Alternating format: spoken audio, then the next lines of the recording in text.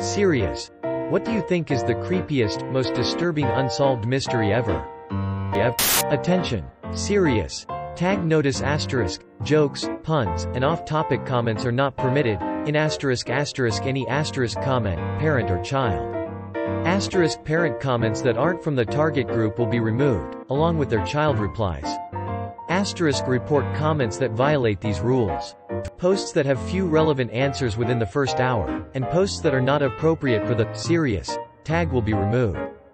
Consider doing an AMA request instead. Thanks for your cooperation and enjoy the discussion. I am a bot, and this action was performed automatically.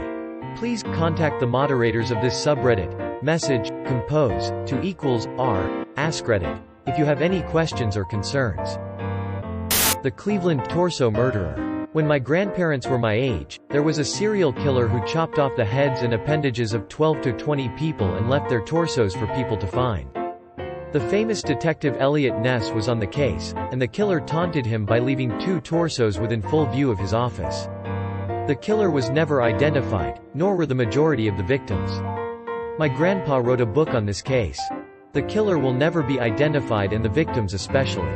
The victims seemed to be mostly homeless, prostitutes, etc. They weren't exactly traceable people. The killer was surgical. Like literally surgical in the cuts. Nobody will ever know who did it, but Elliot Ness was tortured with solving the case. Though, not as much as the victims were undoubtedly tortured, sadly. It'll remain an unsolved serial killer case. It's very interesting. Ness narrowed down a suspect, interrogated him secretly in a hotel room for a couple of days. He was a surgeon, who was the nephew of a prominent politician of Cleveland at the time. Something Sweeney, I think. Forgot the name now. I forget the dude's name, but the running theory for a long time was that the guy you're talking about was the killer. That theory was at least partially debunked sometime in the last 5 to 10 years. New evidence came out proving that the guy we're talking about couldn't have committed all of the murders that are generally attributed to the torso killer. Of the 4 or 5 people still living that can be considered experts on this case, one of them believes that there were 2 serial killers active in the same area at the same time. The guy we are talking about and an unknown second killer.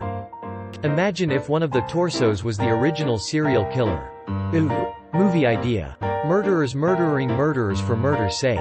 2 can keep a secret when one of them is a fucking torso.